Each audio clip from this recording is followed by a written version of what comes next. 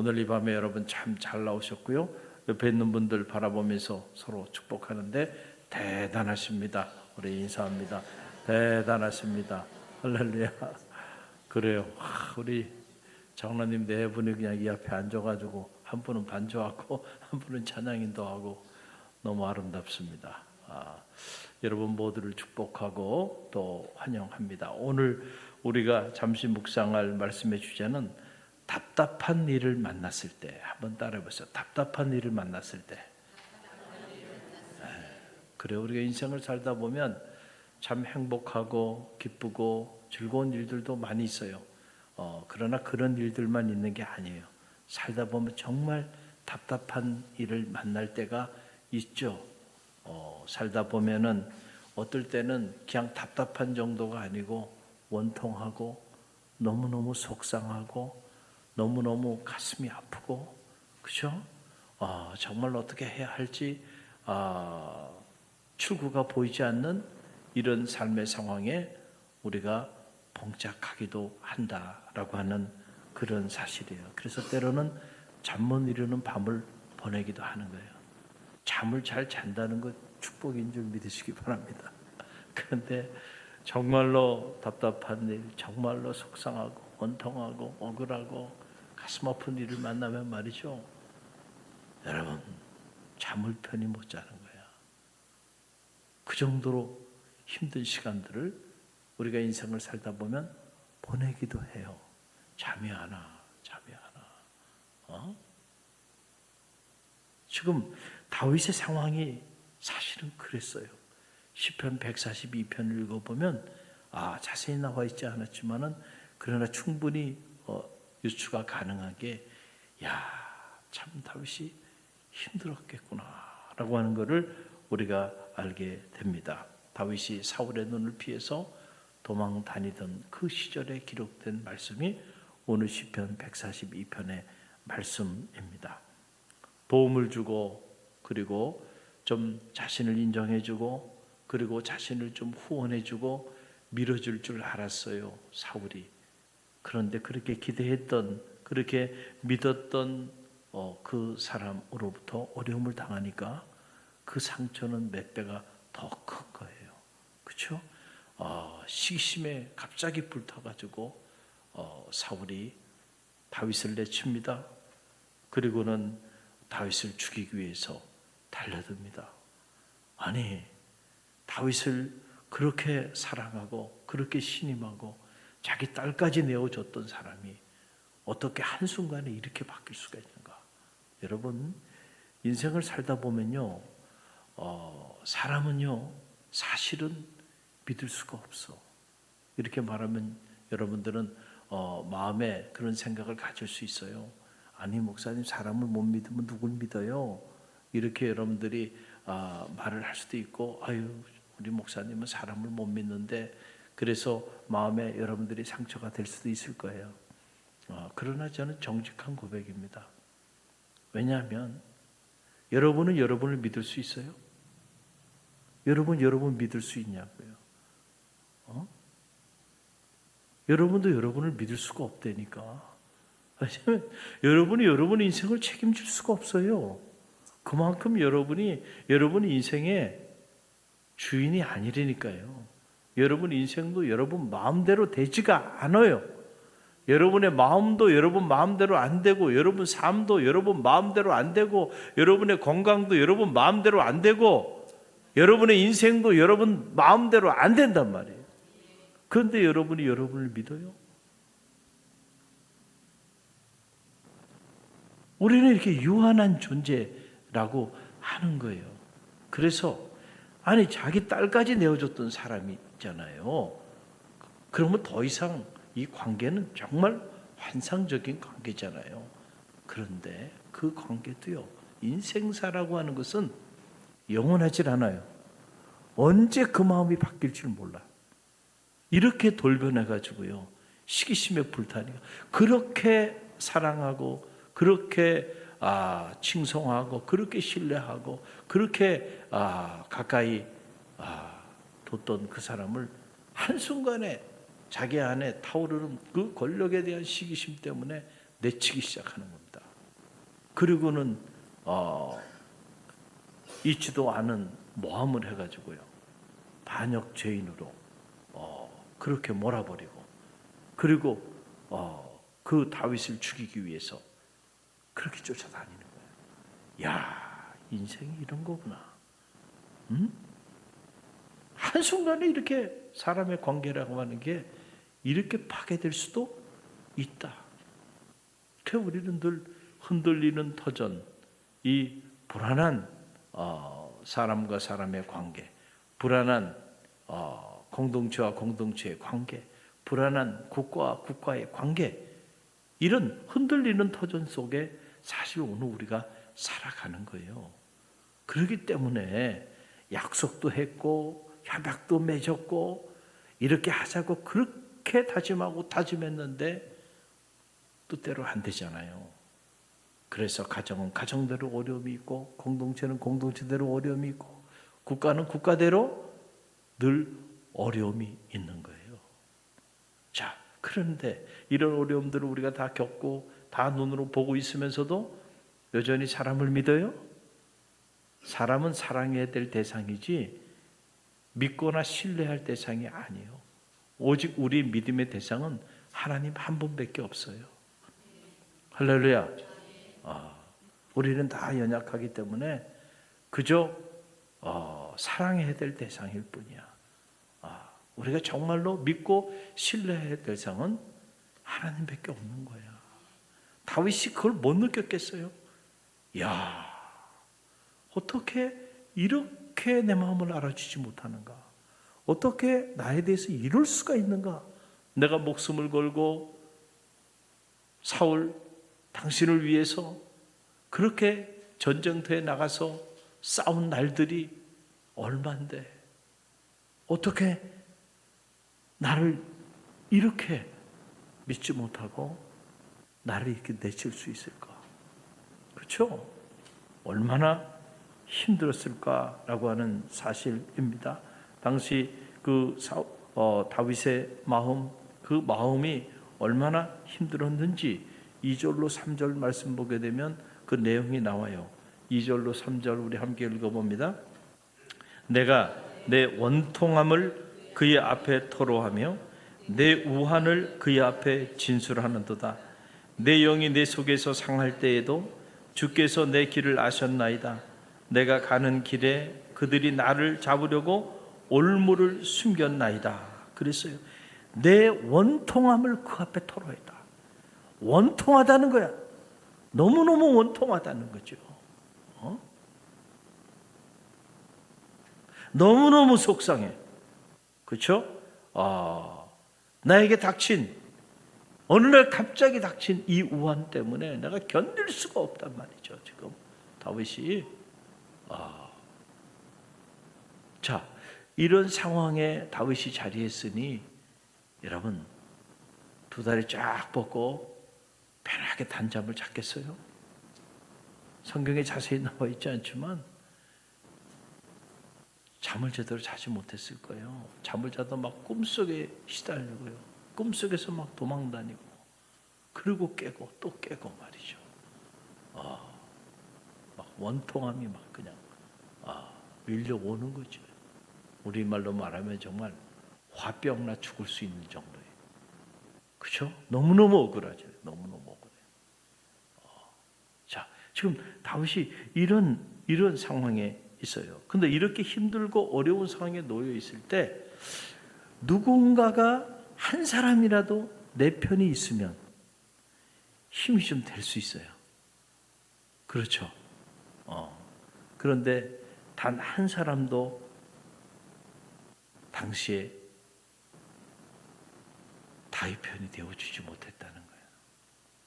어느 분이 그런 얘기를 하더라고요. 남성과 여성은 조금 차이가 있대요.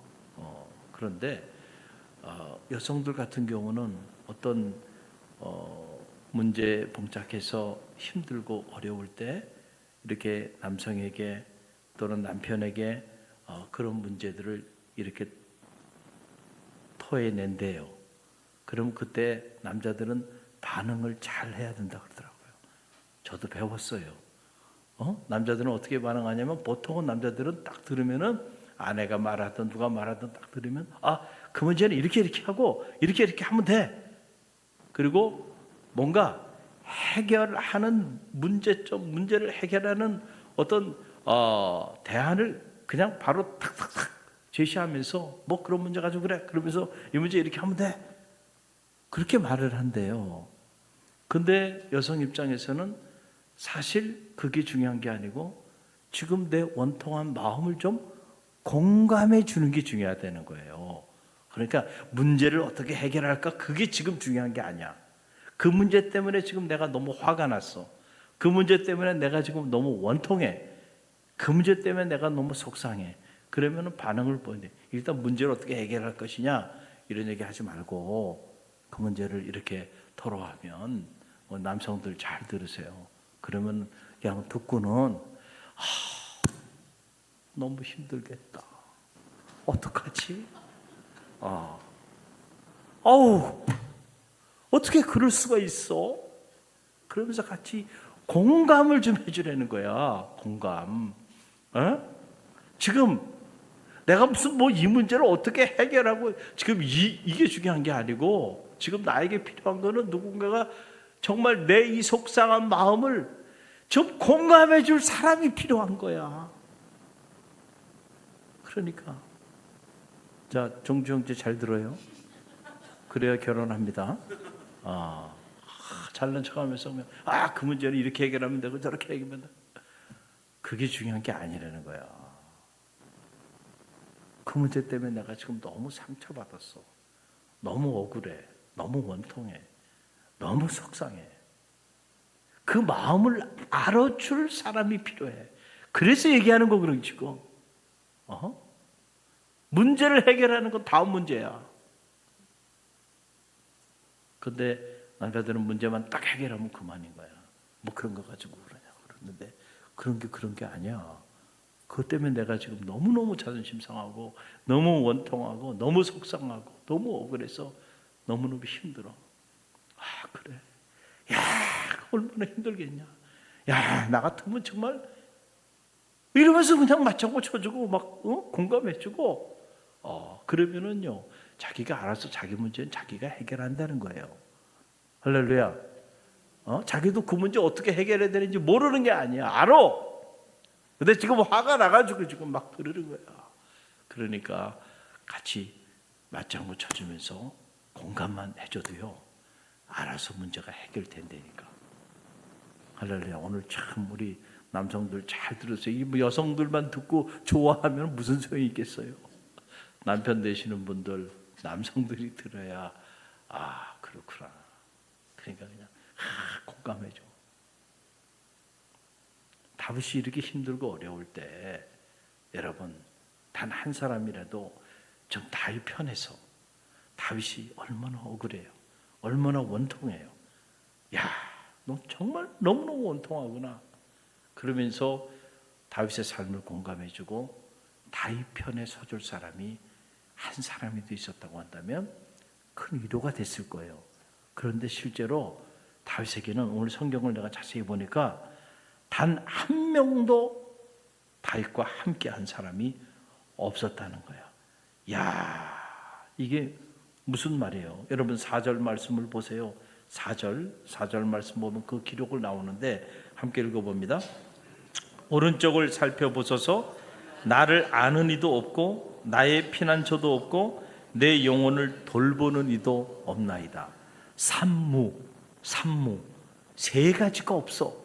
세 가지가 없어. 지금 이런 상황에 놓여 있는데 있어야 될 세 가지가 없어요. 하나는 뭐예요? 나를 아는 이가 한 사람도 없다는 거예요. 자, 얼마나 고독해요. 이런 문제 가운데 있는데 나를 아는 이가 없다는 건 무슨 말이에요? 안다고 하는 건 experience, 나를 경험한다는 건데 지금 내 삶의 이런 어려운 상황 속에 내가 처해 있다는 것을 알아주는 사람이 단 한 사람도 없다는 거예요 지금. 그리고 또 뭐가 없냐면은 나의 피난처가 없다는 거예요. 여러분, 우리가 인생의 소나기를 맞이할 때 피할 곳이 있는 사람은 복된 사람이에요. 그렇죠? 피난처가 있어야 돼. 주님은 우리의 인생의 피난처가 되는데 다윗이 당시에 자기가 지금 이런 너무너무 원통한 일을 만났는데 이 너무너무 원통한 일을 만난 지금 이 상황에서 지금 뭐가 없는 거예요? 피난처가 없는 거야. 그리고 또 뭐가 없어요? 내 영혼을 돌보아줄 사람이 한 사람도 없다. 갑자기 군인 아저씨가 들어오네. 우리 정병진 전도사님이 일주일 동안 해병대 동호훈련을 가가지고 오늘 복귀했어요. 갑자기 군인 아저씨가 와가지고 그래 환영합니다. 갑자기 이게 지금 몇 사단 우리 사단에 와가지고 설교하는 것 같은 느낌이 확 드네요. 군복 입은 군인 아저씨 앉혀놓고 설교를 하니까 옛날 생각이 나기도 하고 그러니까 환영합니다. 자, 산모가 없었다는 거예요. 뭐가 없었다고? 첫째, 나를 알아주는 사람, 아는 사람이 없었다. 그리고 내가 피할 피난처가 없었다. 그리고 내 영혼을 돌봐줄 사람이 한 사람도 없었다. 그냥 여러분 이런 지경에 놓이게 되면 사람은요 살아갈 길이 없는 거야. 그렇죠? 이렇게 원통한 일을 당했는데 아무도 없는 거야. 아무도 없는. 이 산모 세 가지 꼭 있어야 되는 것들인데 이 세 가지가 다윗에게는 없었다는 거예요. 그럼 더 이상 살아갈 희망이 없잖아요. 좀 이런 상황에 지금 다윗이 처해 있어요. 자, 이럴 때 다윗이 이 위기를 극복한 영적인 비밀이 오늘 말씀 안에 나오는데 그럼 이런 상황에 처했을 때 다윗은 뭘 했냔 말이죠. 우리 같으면 자살을 했거나 우리 같으면 내 인생을 비관하면서 그냥 막 캐싸라캐싸 자기 인생을 그냥 내가 던졌거나 이랬을 거예요. 그런데 다윗은 이런 상황에 처해 있을 때 그가 한 일이 뭐냐면 하나님께 부르짖었다는 거예요. 할렐루야. 여러분 이게 중요해요. 하나님께 부르짖다. 하나님께 부르짖을 수는 있잖아요. 내게 나를 아는 사람이 한 사람도 없고 내가 도망가고자 해도 도망갈 피난처도 없고 내 영혼을 돌보줄 사람도 단 한 사람도 없다 할지라도 그러나 하나님께는 내가 나가서 부르짖을 수 있잖아. 다윗에게는 하나님에 대한 무엇이 있었어요? 믿음이 있었어요. 그래서 다윗이 그 하나님 앞에 나가서 부르짖으며 기도했어요.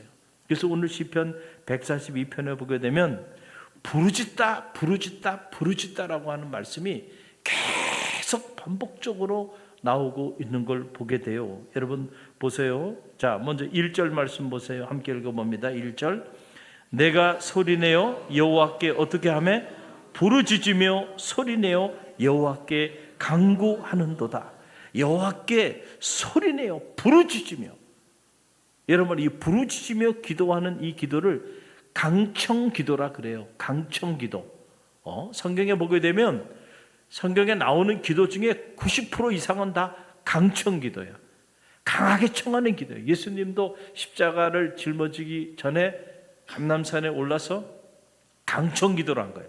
떨어지는 땀방울이 핏방울이 될 정도로 사력을 다하는 모세혈관이 터져가지고 핏방울이 돼서 떨어질 정도로 기도했으니 조용히 묵상 기도했겠냔 말이에요. 강청기도를 한 거예요. 강청기도.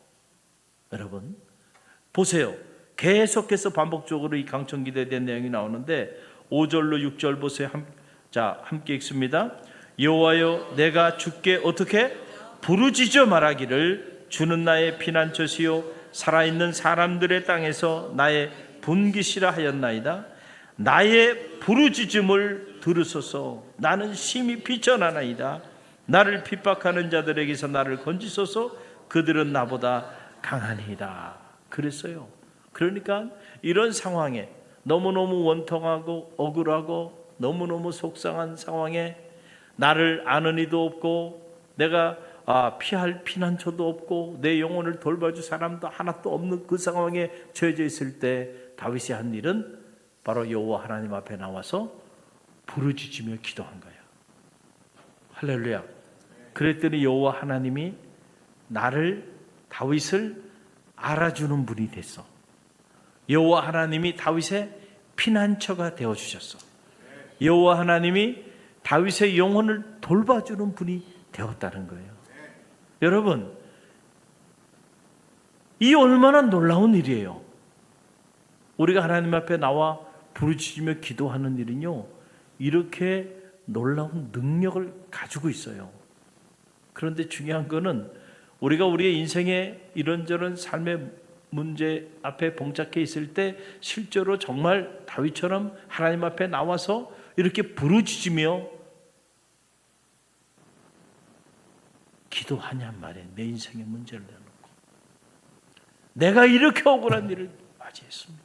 나를 죽이고자 하는 사람들이 나보다 강하고 그 사람들이 내게 이렇게 물려.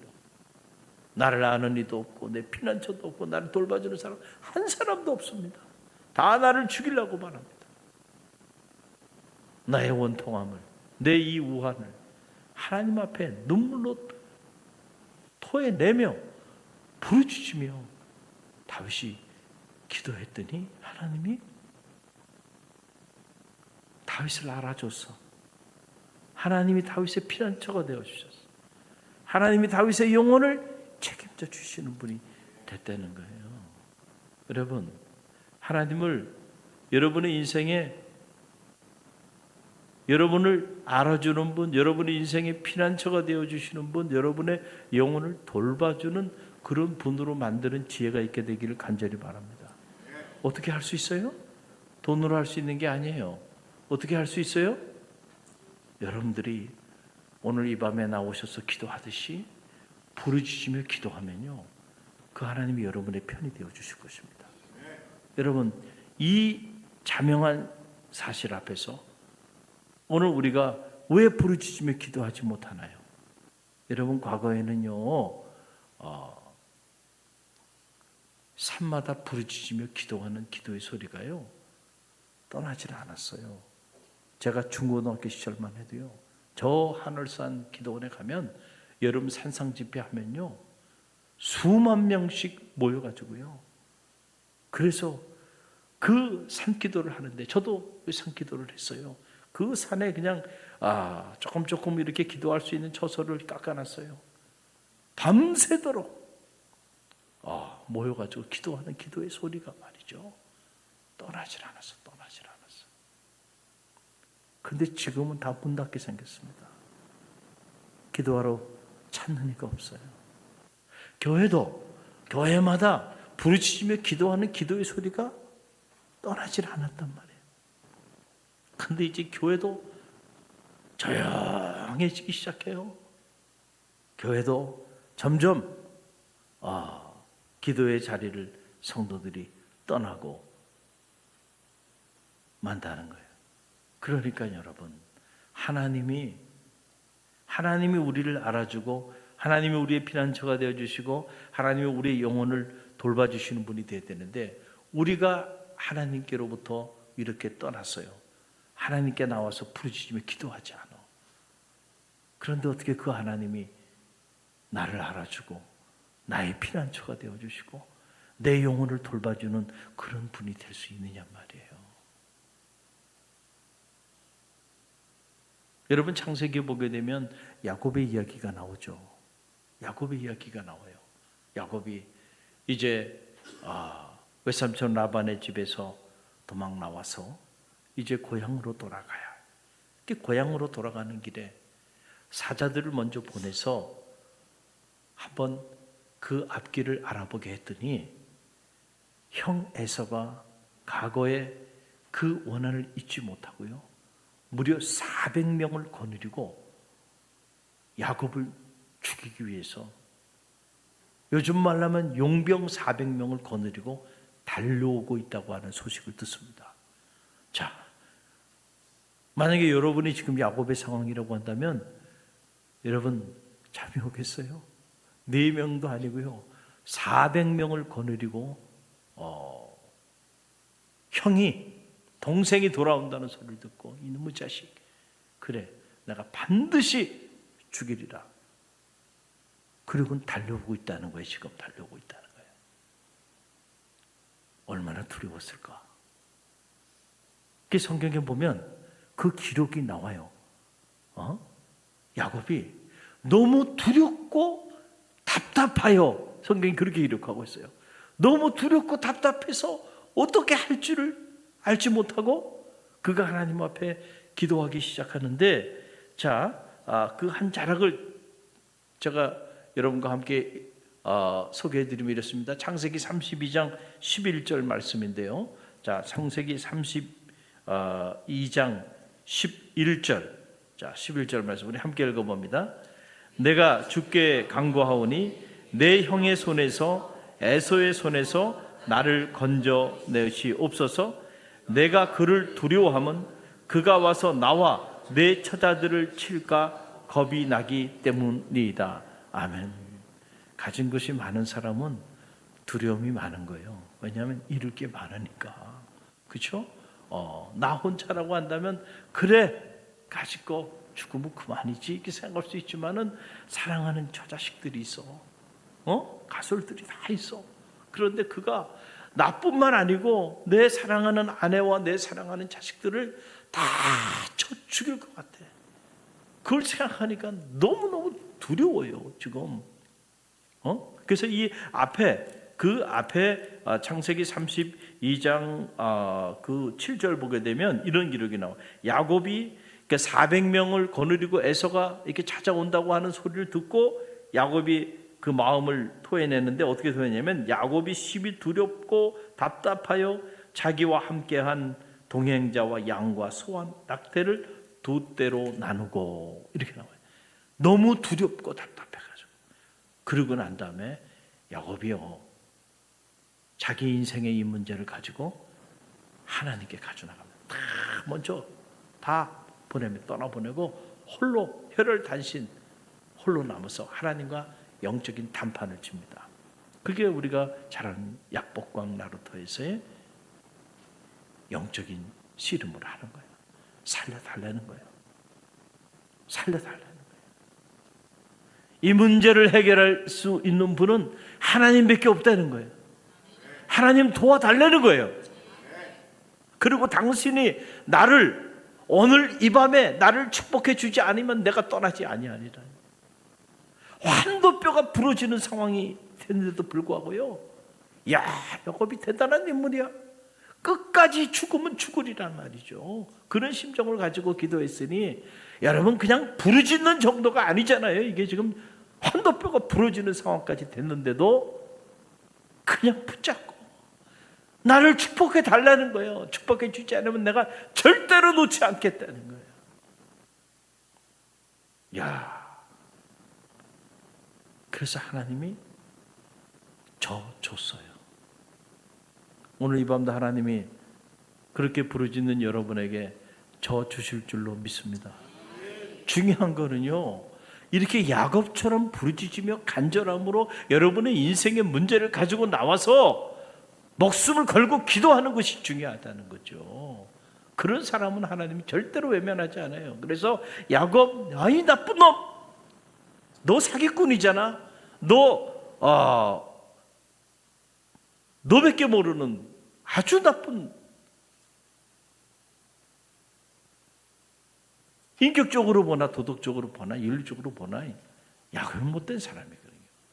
그러니까 하나님이 그럼에도 불구하고 그의 이름을 바꿔서라도 부르짖으며 살려달라고 그렇게 기도하는 야곱을 버리지 않고요, 그의 이름을 바꿔줍니다. 알았어, 내가 졌다.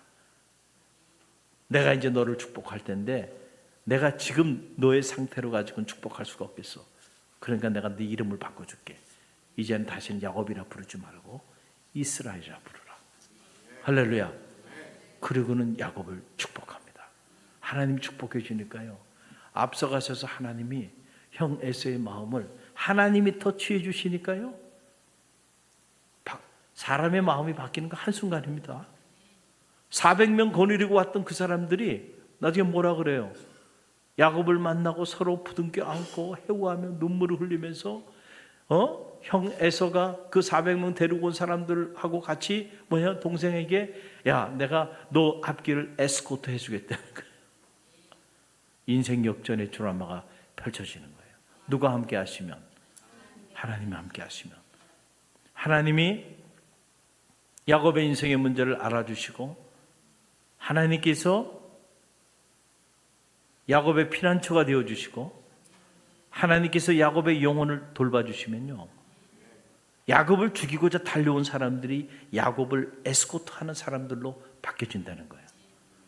어떻게 바꿨냔 말이죠. 이게 중요한 거는 야곱이 한 일은 딱 하나예요. 다윗처럼 부르짖으며 기도한 거예요. 부르짖으며 기도, 살려달라고. 그럴 때 하나님께서 야곱의 기도를 들으시고 하나님이 야곱을 알아주셨다. 하나님이 야곱의 피난처가 되어주셨다. 하나님이 야곱의 영혼을 돌봐주는 분이 되어주셨다는 거예요.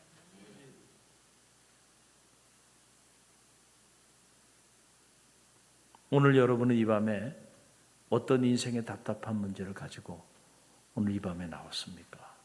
오늘 이 밤에 나오신 분들은 대단하신 분들이에요.